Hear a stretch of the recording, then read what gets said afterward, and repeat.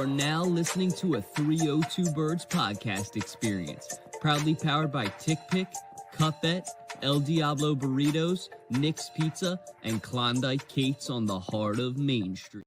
It's a weird week when you get a win and it doesn't necessarily feel like a win. We're going to dive into that later in this podcast. But what's up, everybody? What's cracking? Welcome to another episode of 302 Birds. Dalton here tonight, joined by Decker and Jackson. It's going to be, as we joked earlier, some of you may know, if you know, you know, a Jackson Hour podcast. It's going to be me, Decker, and Jack cutting it up, throwing it down. I got all my favorite Christmas gift, the Snuggie. Let us know. I know a lot of you guys are joining us on our Facebook groups. What has been your favorite Christmas gift that you got this year? I'm excited to see some of them and hear some of them. But we got a jam-packed show for you guys. And a bounce-back week for sure, taking down the Giants. I think that there's only one thing that I wish we could have said, and that's that Boston Scott would have gotten a touchdown. No call-ins this week either. I'll just hit that El Diablo intro and then go right into Ballpark Tommy segment 2. What do I want when I'm in the state of Delaware? Of course, El Diablo Burritos. Customer service always is serving your food with a smile on their face, asking how your day is, but their food is phenomenal as well. Their burritos are out of this world, one of the best burritos in town. Their queso is phenomenal. Their burrito bowls are amazing as well. When you're in and around Delaware, stop by your local El Diablo Burritos and tell them that 302 Birds sent you. God bless. Go Birds. Time for Phillies talk with Ballpark Tommy. Finger stitch. Only if he was here. Shout out to Nick's Pizza. Shout out to El Diablo. Me and Jack actually had El Diablo for lunch today. It was delicious as always. And shout out to Nick's Pizza. I think Alyssa and I are thinking about grabbing them on Saturday to bring the tomato pie up to the tailgate on Sunday. So stay tuned. Please go support both those local businesses. But without further ado, gentlemen, I know this will be more of a Decker topic too. Tommy's not with us, but the Phillies, man, are they making a push for this guy, Blake Snell, a pitcher? How you feeling about this? Dude, we've been dead quiet in the rumors, but that could actually be a good thing, you know? Real G's moving silent like lasagna. Dave Dombrowski. So I definitely think you know, he knows, like, we've come so close twice. You just don't want to, you know, just keep running it back. We don't necessarily need a splash in free agency. We're looking for upgrades, and this is an upgrade at the end of the day. You know, we lost out on Yamamoto. I mean, he got the fucking bag. He's going to be very special, but, you know, we didn't feel comfortable paying him that much. So we have to pivot to the next best starting pitcher, and going into play, if everybody stays healthy, going into the playoffs with Wheeler as your ace, Nola, Snell, and Ranger. Ranger literally turns it up 10% when it's playoff time. That's a rotation that can get you over the hump. And even though last year I wouldn't really say pitching was our reason we didn't make the World Series, or bats went cold, you know, at the end of the day, you're looking to sign somebody that upgrades your team. You know, you're not giving up any assets in a trade. So I definitely think it's a no-brainer if we can get him for a relatively good deal. I mean, he's a 2-time Cy Young winner, and, you know, he shoves. He's competitive as hell too. So I would love Snell here. Yeah, personally, I think we could use some more pitching. I've heard a lot of people all offseason from my amateur perspective on the Phillies say that we kind of need that fourth guy. I know that they often talk about the pitchers that we had the setup for during that 2008 run and kind of, you know, that tenure there. Even I think, did they go to the World Series in 2009 or 2010? Whatever year it was, a couple years later when they played the Yankees, I think it was, and lost. But, I mean, the point being, having 4 elite pitchers in this league seems to be a recipe for success. So I think right now is the best time to get aggressive too for the Phillies. That's what I said all off season. That's last year. That's what I said all this season during the year. And that's what I'm going to continue to say during the offseason this year. Like, I thought that the championship window would end in 2026 originally, and now Tom actually has me convinced that it's going to end in 2025. So the clock is ticking for the Philadelphia Phillies, much like the clock is ticking for our Philadelphia 76ers, it feels like.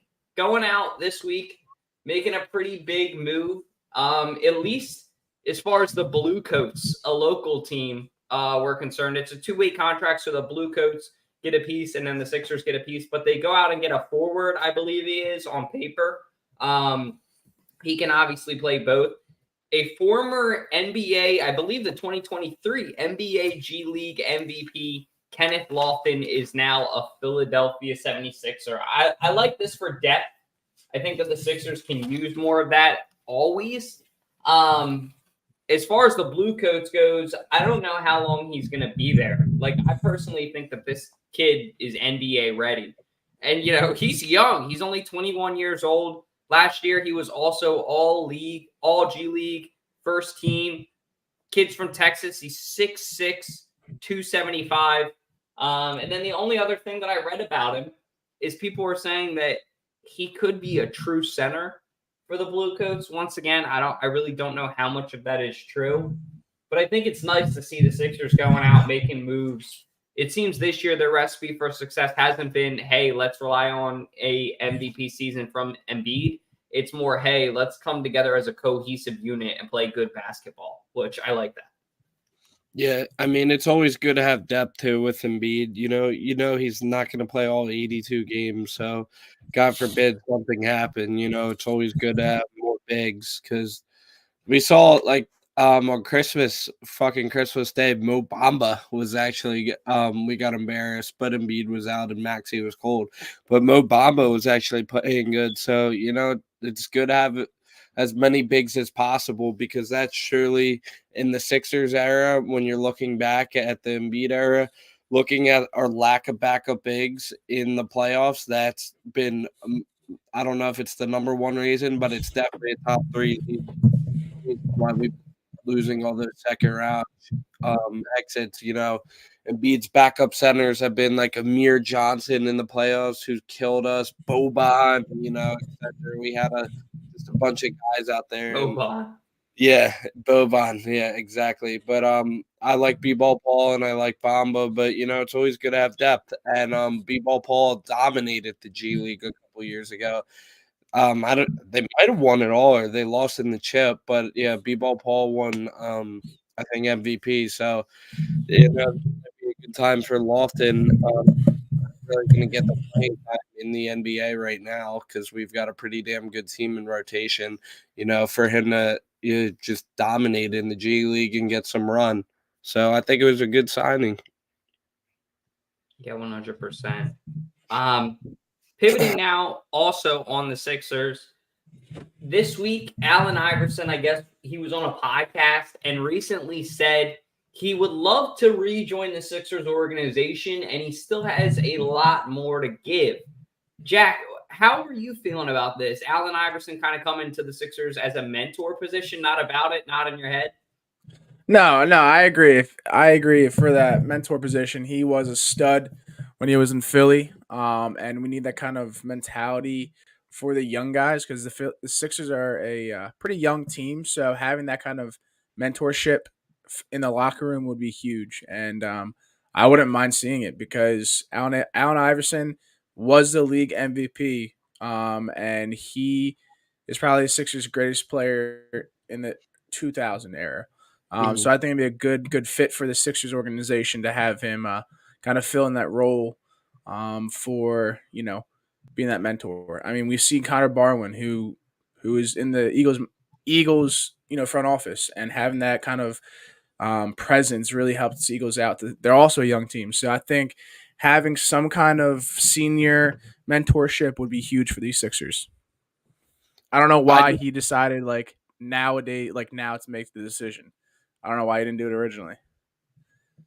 I definitely think he'd be a great compliment for Tyrese Maxey. I mean, Maxey remind me, a lot of my friends call him Baby Iverson. I mean, he reminds me he actually does remind me a lot of Iverson. They got a More mature, right? Like a better head on his shoulders. yeah, exactly. He's got a similar play style and everything. And you know what? Fuck it.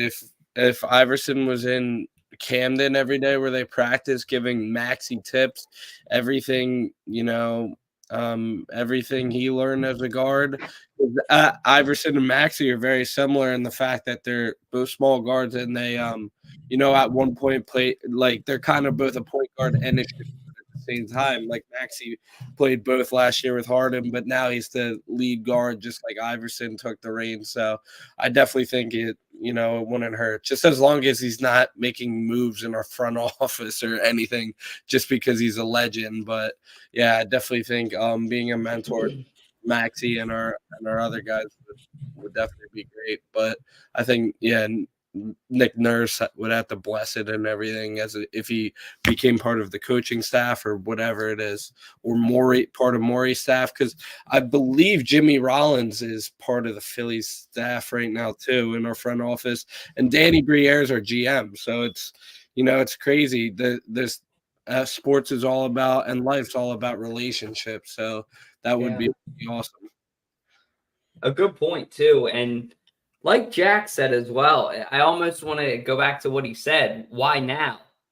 I'm thinking about it, and it's almost like now that Doc Rivers is gone and Nick Nurse is there, are you almost more comfortable with that front office? And I think, in that position, I think players like Tyrese Maxey, you hit the nail on the head, not only for like on the court because their play style is so similar, but I think like off the court, like this could be such a great move. Like just like as a mentor, a big brother, like what you see as an NBA player, what these guys have to deal with on social media as a celebrity, as a young adult, like coming into the NBA, with what they deal with in relationships, with family, with, significant others, everything, as a whole. I think having like somebody like Allen Iverson, that's almost like you know what I mean? That's like your uncle. That's like, oh, it's AI. Like I can be honest with him. Like James Harden, yo man, I fucked up. What'd you do? I blew like 200 grand last night at Delilah's. What? You blew 200 grand at Delilah's? Yeah, and then I blew 200 grand at Parks Casino. What? Yeah, I had to win the 200 grand back that I lost at the strip club.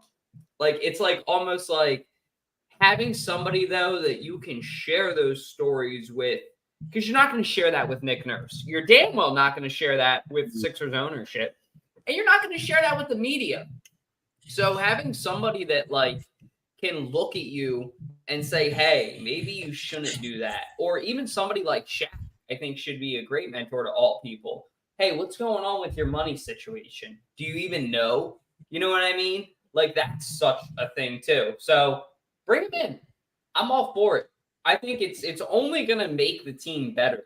And I think, like, at this point, like, it's almost like WD-40. Like, the Sixers, I think, are past their window now. I'm pretty much out on the Sixers. I'll watch them. I'll support them.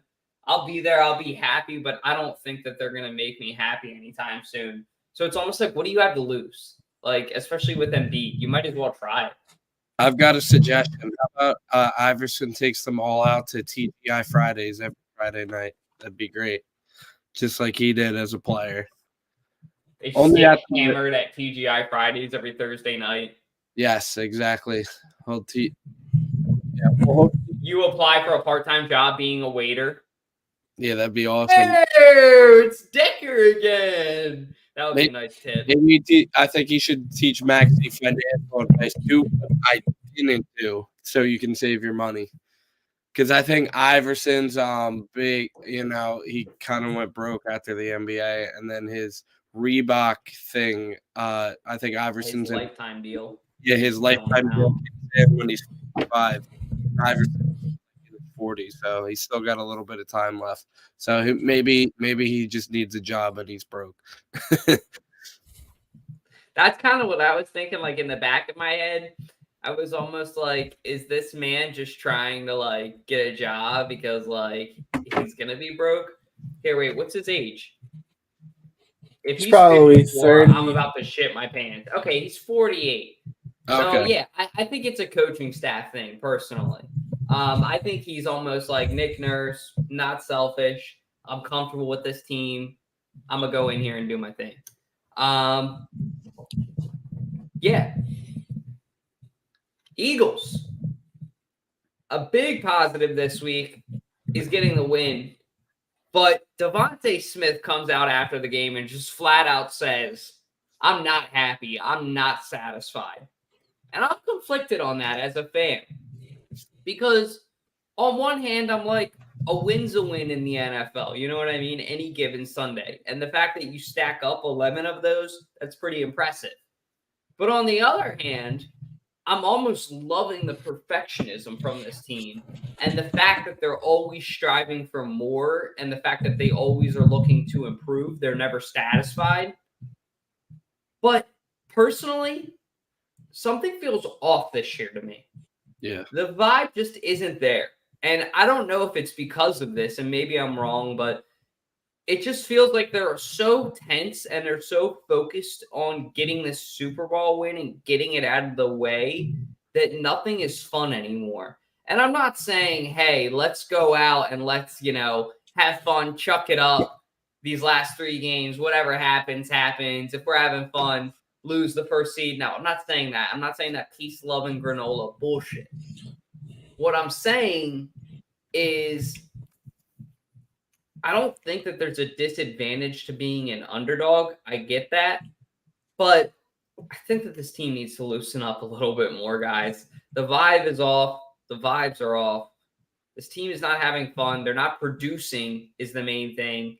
And even when they are succeeding for this year, I'll say, like Devontae Smith has that great long touchdown catch, you would think he would be ecstatic, excited after the game, and he's flat out pissed. Something's wrong. You got 2 games to fix it. What needs to change? I don't know because, Jason Kelsey has never had these false start that he's had the past, 4 or 5 weeks. And he's a decorated veteran on that offensive line. So those are costly penalties. And, obviously, I listened to the Kelsey podcast today. Jason's pissed too because they're not playing up to the standard. Whether I don't know what that standard is, but we can't the fumble we had opening kickoff that kind of deflated our sails. That's basic football. We shouldn't be doing that. And we had 4 fumbles. Come on, our team is probably, I will say, on paper, the best team in the NFC as a whole. And they're not playing up to that. These games they've won 11 wins. They've been ugly wins. They haven't really blown out a team like they should be. This team is stacked. This defense is stacked. This offensive line is stacked. The weapons we have on offense is great too. So I don't know if it's something about the leadership isn't there. They were satisfied with being 11-5, and they're just kind of hey, we still have a chance in the playoffs or what? But this is not the Eagles football that we've seen the Super Bowl run when they won and then last year. So I don't know what needs to change, but we need to change it pretty fucking quick because we have the Cardinals, which we should win by a lot. The Cardinals suck, and the Giants end the season again. Speaking of, how excited are you to be at that game this weekend? So we need to yeah, we'll be at that game. We need to figure it out because we should be winning these games by at least 2 or 3 touchdowns, and we're not.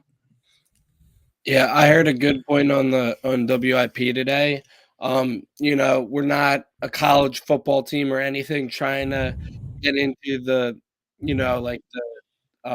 Final Four selection, but like you said, we should be killing these teams.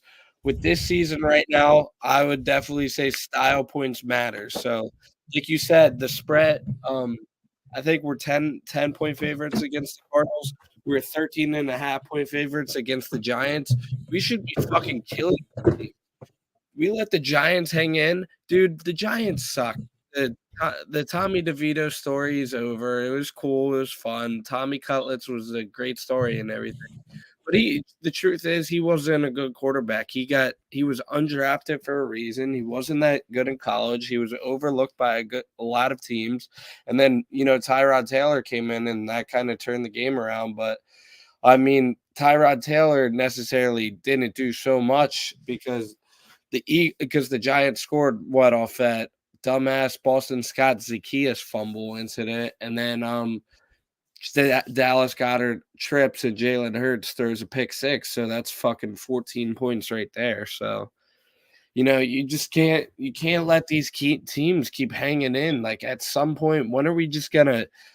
At some point, we just need to kill one of these teams because that's the thing about Dallas, the Niners, and the Lions. Like they're probably our three biggest rivals in the NFC, and they've had some huge blowout wins, even though each of those teams have their flaws. I mean, what was even our best win all year? I guess the Buccaneers, and we didn't necessarily kill them. So, yeah, Dolphins. Yeah, Dolphins was a good win. Yeah, that's a good one, especially against a very good team. And the Dolphins just beat the Cowboys, by the way. Sorry, Cowboys. But it was a good, even though it wasn't a pretty win on Christmas, it was definitely a big win for us that the Dolphins beat the Cowboys and the Ravens annihilated the Niners. So we need to just keep winning, though.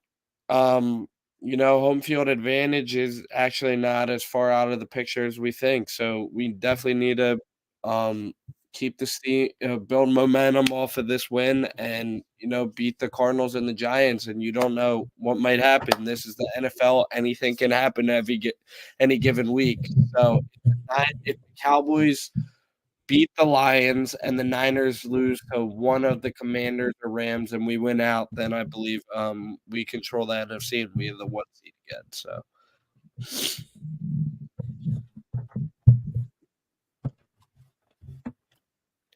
Yeah, like you said, any given Sunday. So excited to see what happens with the NFL this week. I know as a sports bettor, our guy Decker is very, very excited for that too. Are you ready? Are you ready for Decker Locks? Ready.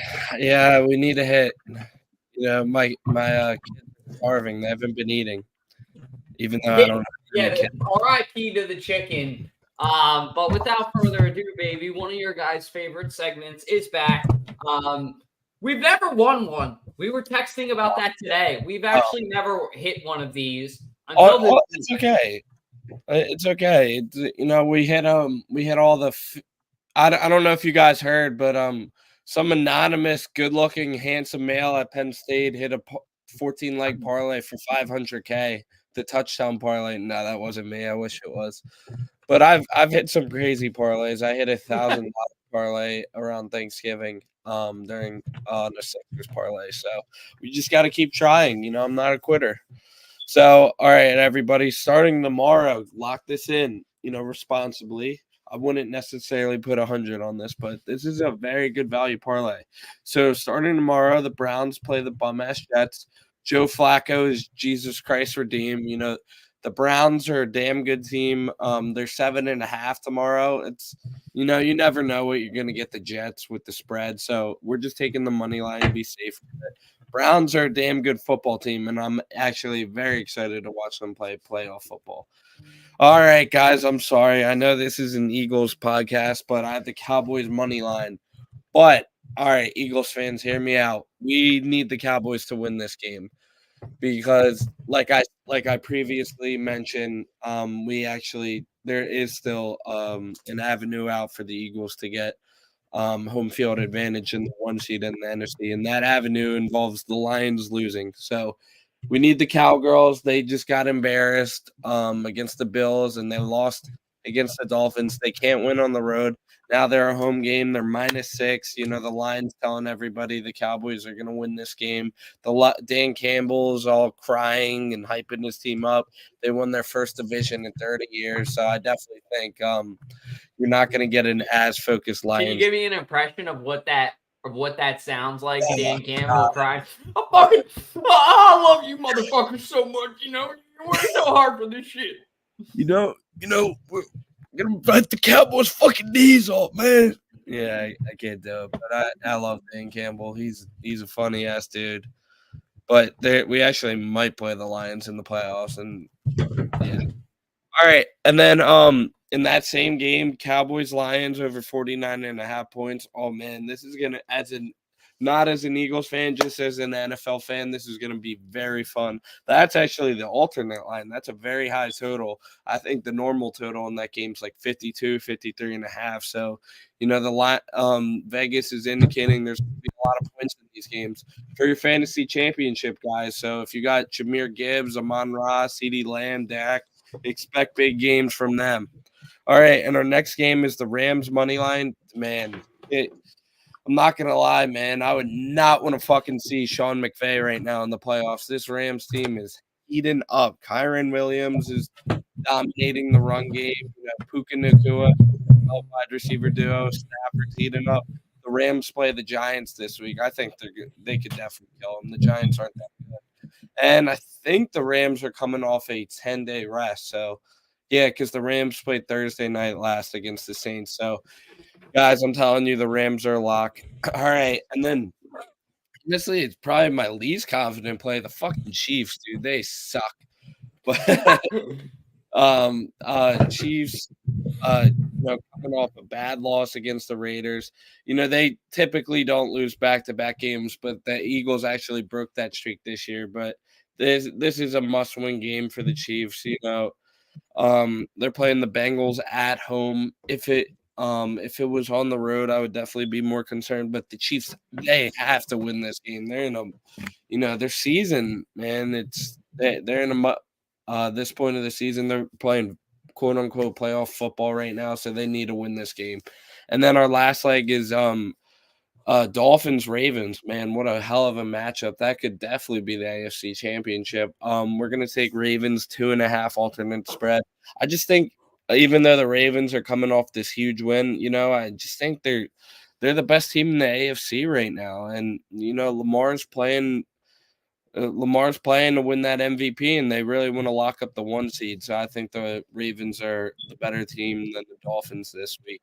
And Decker Locks actually wants to go back in time and slap himself because I had a nice future on Lamar MVP, and I cashed out like a little bitch.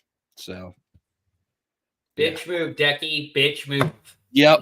Oh man, I could use that right now badly. It is what it is. Yep. But hey, thanks for bringing us the picks. Hopefully this week they'll actually hit.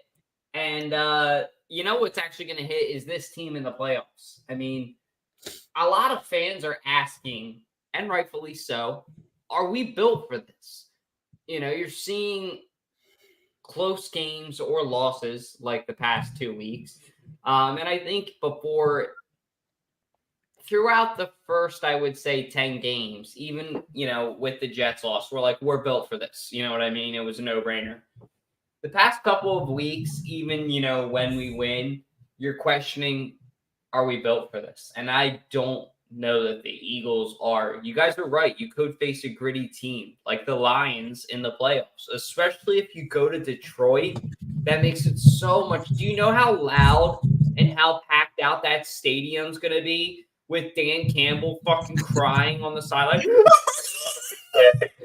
Going ape shit. You're going to have every single seat in there sold out. Yeah. That place is going to be vibrating. And if you think any team is going to come in their first round and win or second round, you're wrong. So I honestly think that the Lions are going to be in the NFC Championship. And I think that Philly needs to either play them in the NFC Championship in Detroit and get them with old momentum, or they need to play them and host them in the NFC Championship. And that's not the path that I want to the Super Bowl. The Lions are good, and the way that seeding is striking, though, that could be the case. Point being, I don't know that this team is built for this, and it's an any given Sunday kind of league. And it would be so much of a letdown for this team to get knocked out first round and, undermine what they did last year. you need to make it to the Super Bowl, and not only make it to the Super Bowl, but really win, or it's a disappointment. So to be that little on your goal, I think would be such a disappointment. Yeah, like Colin Coward said, I don't agree with what he says, but I mean, if all roads go through Philly, we're fine, and we need to win these games. Hey, I'm gonna be a Cowboys fan this week.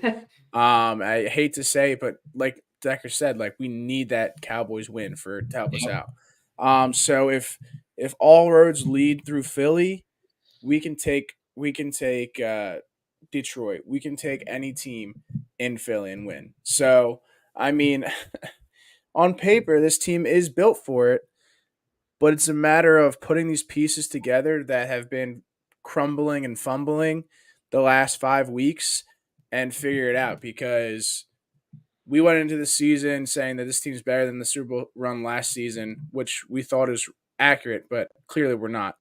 And give it to Swift. Give it Jalen Hurts. I'm not sure.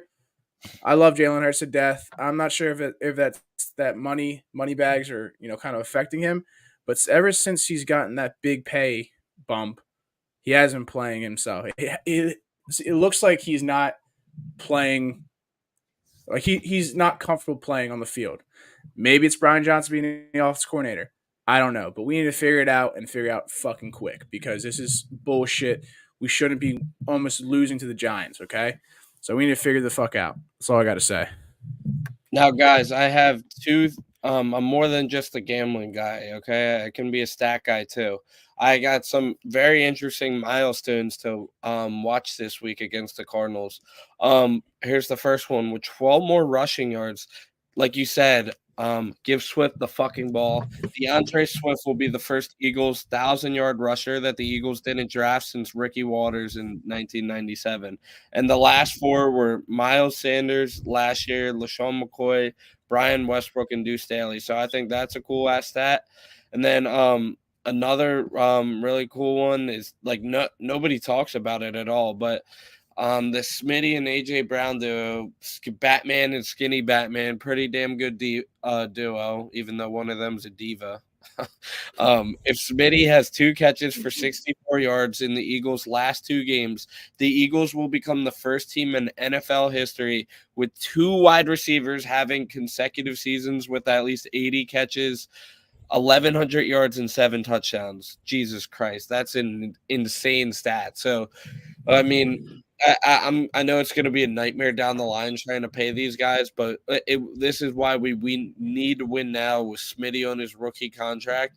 Listen to these last names that reach those milestones: Tyreek Hill and Travis Kelce. But Travis Kelce's a tight end, so no team has ever had those 2 wide receivers reach those benchmarks in back-to-back years.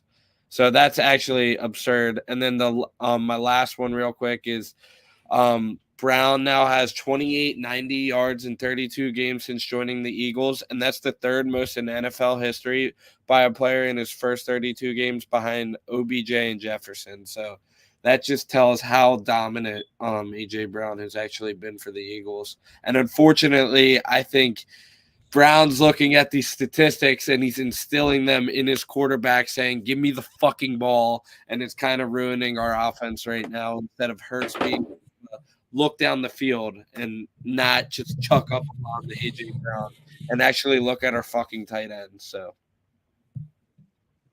Yeah, you're not wrong. Going off of that, it'll grow. You remember that comment too? I'm thinking about that with Nick Sirianni. Oh, it'll grow.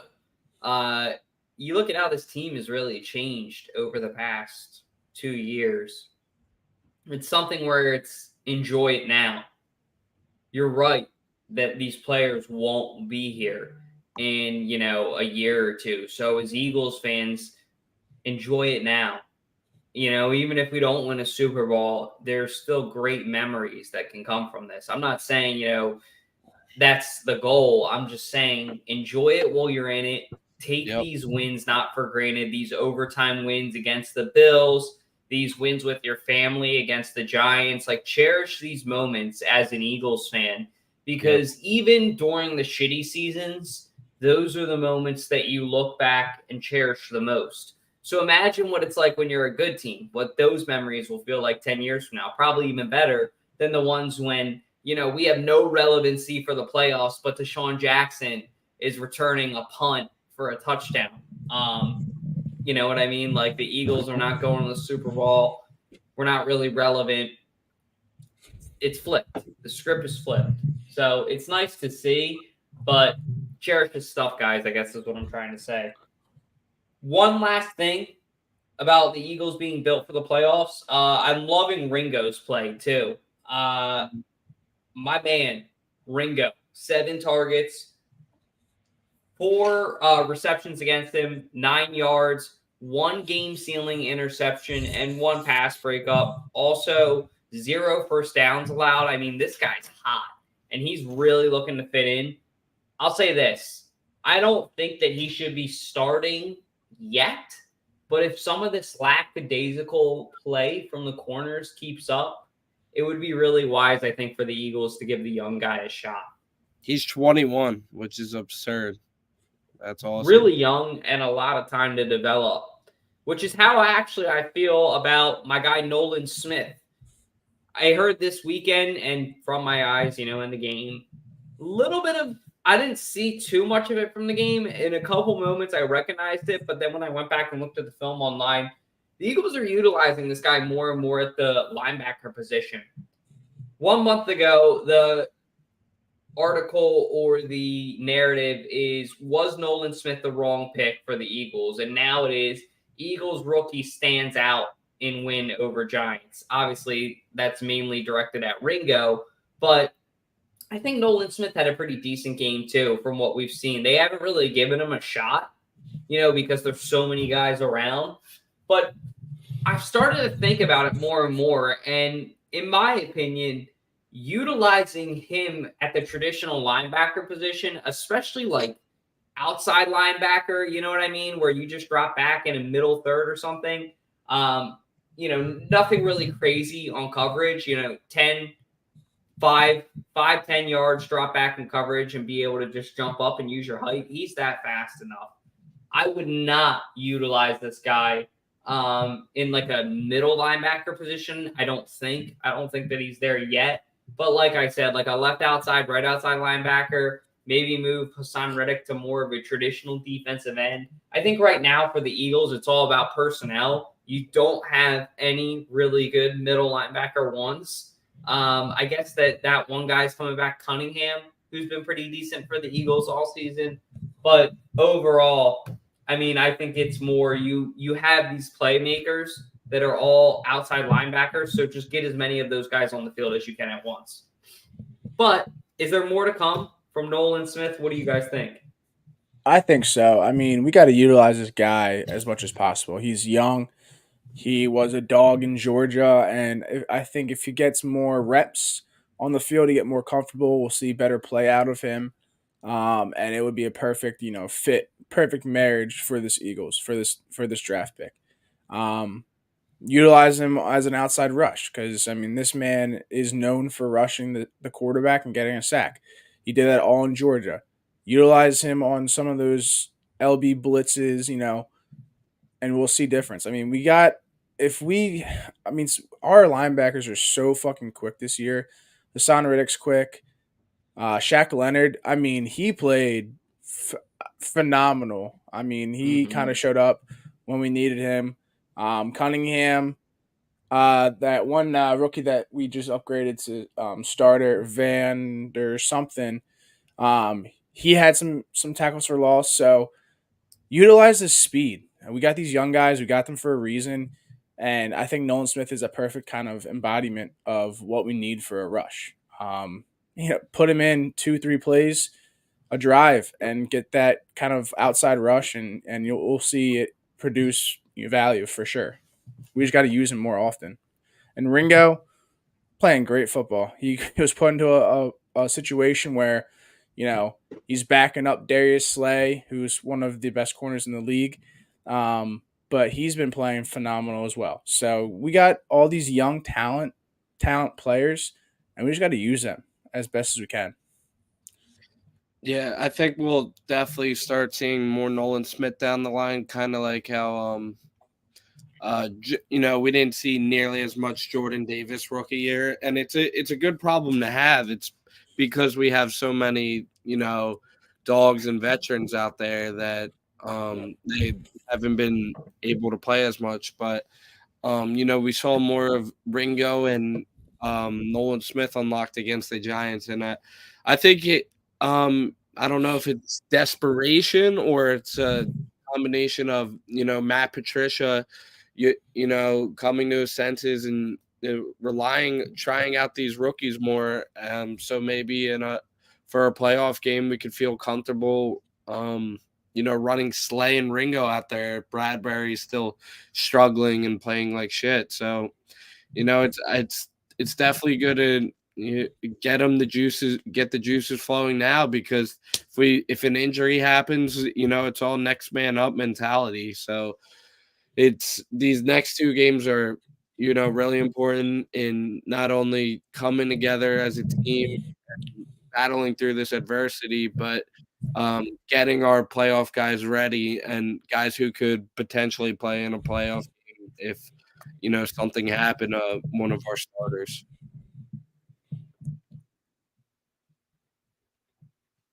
Playoff ready. That's what I like. That get these rookies the experience now too. Yep. Like in the regular season, let them make their mistakes now, or like Ringo, let them make these great plays that they're going to learn from, where their instincts are made. That's really where it happens. So get it all out now when it doesn't count, because it's in any given Sunday kind of league. As soon as you hit the playoffs, and we keep saying it. The perfect last thing, then we can move on. Mm-hmm. These next two games are perfect for that, because there's these games that we shouldn't really struggle to win. Cardinals are 3-4 and something. So utilize these young players, put them in, play a lot of them. I'm not saying don't start your starters, but play a lot of them in this game, because then you can really see what they're made of. And then if they do perform well these next two games, then we're set for the playoffs, and they'll have, that set of, dipping their toe in, they'll be full body in, and it'll be great for our defense. That's all I got to say. No, you're not wrong. Like, that's all right. Like, it's the perfect two teams to beat up on. It's almost like, I think, what's the league where they'll actually go and play a college team and beat up on it to get their confidence up? Is that baseball? Or they'll play a G League team? Yeah, the Phillies play spring training, I believe so, against college teams, and we fucking lost a couple years ago. It's embarrassing, but it's also we're not using our starters or anything. Yeah, it's almost like that. It's like, and no disrespect to our fellow Giants fans, we love you. Watch, this will be karma. Shout out to our boy Rap. He's texting us as soon as the game's over, talking shit. One of our longtime friends, but it's almost like we'll lose that game now because I'm saying this. But the Giants, the Cardinals especially this year, man, the Cardinals suck. So it's like the perfect two teams for the Eagles to just get all that frustration out on. Moving along now, to our next segment. Time for everybody's favorite part of the show, 302 Trivia, with your host, Jack Dordan, the mayor of Delaware. Thank you to Tick Pick for that sponsorship. I'm not sure if we have the leaderboard. We may not. But I can pull it up. I got you here. Sorry. You're good. So here's the leaderboard. We got the fans at 5. We got Matt at 6. We got Tommy Boy coming in hot with 9. We got Dalt at 5. We got Joshy Poo, who's been busy and doing his own shit, at 3. We got Ash at 6. And then we have Sean at 5. And I think Decker is at 1, maybe? No, I've got as many as championship games Dak Prescott has played in, 0. Okay, so 0. All right, so tonight's question we have for you is, how many playoff wins did the Philadelphia Eagles have in the decade of the 1990s? How many playoff wins did the Philadelphia Eagles have in the decade of the 90s? A, 6, B4, C none, D 2. Again, how many playoffs did the Eagles have in the decade of 1990? Again, A6, B4, C none, D 2. Lock your answers in right now. I just texted you. I got you. I think I got it. I don't know if I got it though. Moving along though. It's a big week for Philadelphia Eagles fans. We are excited to say the least because it's almost like a homecoming. I know for Jack Dordan, he's excited because the man with no defensive scheme, the dumbass himself, is coming back in town. Is it going to be a warm welcome for Jonathan Gannon? Well, hey, before I give it to you, Jack, I want to just show and hype everybody up, including yourself. Here's what Nick Sirianni had to say, and take it away after that, Jack. He's rooting for him, except for obviously this week. I want him to feel so freaking uncomfortable, though, when he walks into that. And I'm going to tell him. I'm going to tell him I said this. I want him to feel so uncomfortable, which I'm already sensing that's going to happen when he walks in that stadium, that he never wants to come back to Philly again, even if he left some stuff in his house that he's got to go back and pick up.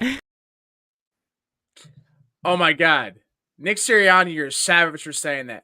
But I agree. I want this motherfucker to feel so uncomfortable. This guy said in an interview or a post-game show, we don't have a fucking scheme.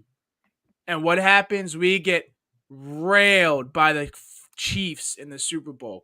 So I want all the Philadelphia Delco fans to be on their feet.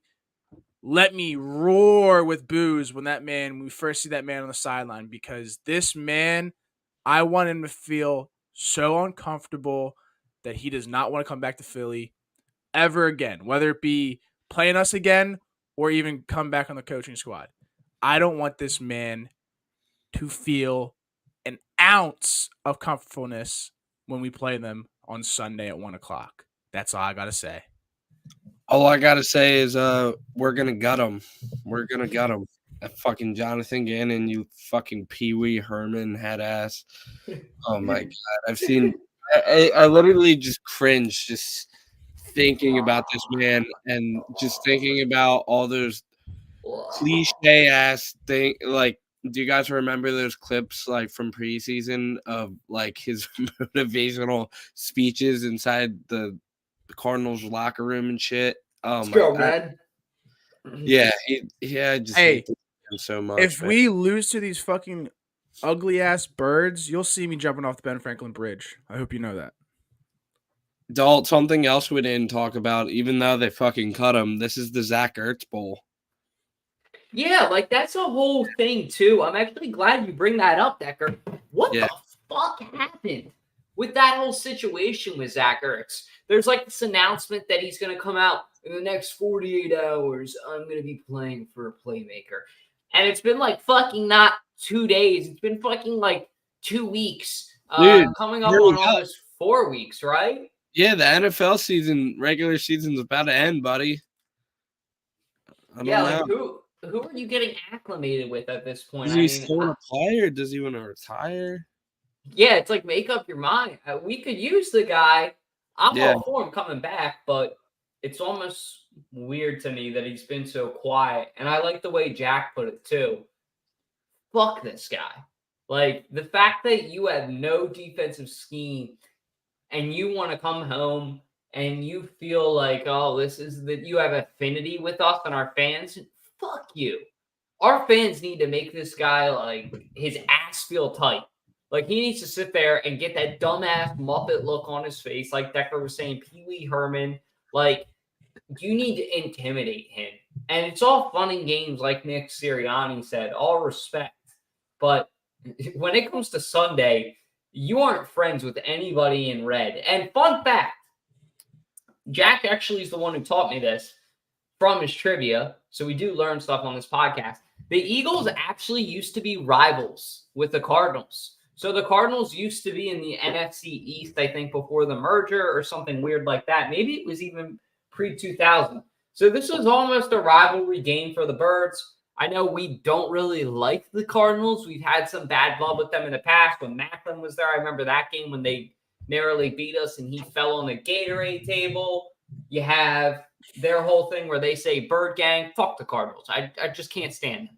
So beat the shit out of this team. I want to see like 49-3. Give me some confidence going into the playoffs, Jets. Please. You shit on the quarterback that doesn't like football and just wants to be a Twitch streamer all day, please. Yeah, I mean, he does. I want Jonathan Gannon's defense to get exposed so bad. But also part of me, we got Kaiser White, who kind of saved our it's not season, but when he intercepted in the end zone against the Cowboys early on in the season. So we do have some like familiar faces coming back to Philly. But like I said, give Kaiser White as much praise as you want to, but Jonathan Gannon, give him hell. Give him fucking hell, please. Fuck that dude. Fuck his no scheme bullshit. And let's fucking take it to them. Punch them in the face. Win it in the fucking trenches. And get a dub. Speaking of defensive coordinators, I just got a quick story. Do you guys miss Jim Schwartz? You guys remember? Yes. Oh my God, every day, bro. Listen to this. He lives right across my cousin works in Cleveland, and he lives in the apartment right across the street from him. And his roommate was talking to him. He didn't know it was Jonathan, or what's his name? Jim Schwartz. And he said it was literally like talking to a fucking brick wall. So, I mean, yeah, like they were just having a normal conversation, but I thought that's the coolest thing ever. I mean, because all that guy what do you want? Yeah, exactly. Just like all that Get guy out of here. Just thinks about defensive schemes all day. So I couldn't imagine. Yeah, that sounds. I'm busy. What are you doing? I'm thinking about defensive schemes. Okay. He was a fucking intensive ass dude. Big brain. Jonathan Gannon, fucking goofball. Meanwhile, on the other hand, I'd rather have my defensive coordinator with a fucking pencil in his ear, even though he's a laminated fucking piece of paper, than Jonathan Goofball Pee Wee Herman had as. Give me Schwartz. Give me Gannon all day. Give me. Woo! Patricia? I thought Jack was gonna know. I'm saying, give me Schwartz and give me DiFilippo. I actually want him back. I think that would be a good signing for the Eagles if this doesn't all work out. Like, bring back guys with affinity. And I know that'll probably blow up in our face, but I'm a Philly fan. Can you really blame me? We'll see what happens this week for us Philly fans. Hopefully an ass whooping against the Cardinals. But I will kick it to Jackson to bring us home on this amazing podcast. Time for everybody's favorite part of the show, 302 Trivia, with your host, Jack Dalton, the mayor of Delaware. Thank you to Tick Pick for that sponsorship. Tonight's question we have for you. Let me ask. Will Decker Locks get out of the slump? Who knows? But other than that, the question of the night was, how many playoff wins did the Philadelphia Eagles have in the decade of the 1990s? A6, B4, C none, D2. And tonight's Jack's Trivia, Dorden's Trivia answer is... Decker said 2. That is correct. Wow. Dalton said 2. That is correct. So Decker's on the board. Dalton is now at 6, right, Dalton? Is that what we're at? I'm pulling up the scoreboard for you right now. The only changes are going to be just me and Decker, I guess. But pulling it up now for you, sir. Wow, that's amazing. Finally. Again, no one else is on the podcast, but Dalton will be at 6 now. Decker's not even on the leaderboard, but he will be on the leaderboard. Hopefully we can add his name on it. But he'll be at 1. So everybody, a little bit of history. We beat the Detroit Lions in the wild card in 95, and then we beat the Saints in the wild card in 93. Full circle, baby. Full circle. And the We're gonna be Lions. taking a lot. Is that a preview? The Lions? I would say so. I would assume so. That would be huge. But again, thank you for listening. I didn't see anyone answer in the comments about it. But again, we beat the Saints and we beat the Lions in the 90s. Last thing is if you're a local business owner in Philly and you see this Pee Wee Herman looking ass guy trying to get a cheesesteak, do not serve him this weekend. Also, if you see his car slash 3 tires, not 4, because then the insurance has to pay for the rest of the tires. Yeah. He's going to drive from Arizona here. Hey. Game. Well, other than that, Dalton and I will be at the game on Sunday at 1 o'clock. Happy New Year's Eve. I'll try. What? I Decker may be there, so we're... Yes. The bank account is not looking pretty, but I can still tailgate. Yeah, you can still tailgate, brother. So we'll be there. Please stop by. We're not having I don't think we're having a big tailgate. We're just gonna have kind of bounce around. We'll make an announcement wherever we'll be at on our Instagram. I don't know if we're gonna host a tailgate yet. Jack's right. We may just walk around, or we may go to, an uncle, a friend, or somebody else's tailgate, like at a different lot. And if we do, we will update you guys on our Instagram wherever we're at. So you guys can find us, link up, get stickers, get swag, whatever you want. Yeah, so without further ado, Merry Christmas. Hope you guys had a great Christmas on Monday. Happy New Year. And without further ado, hey, Josh, it's an outro, not an intro. Hit that motherfucking outro, please. See you in 2024.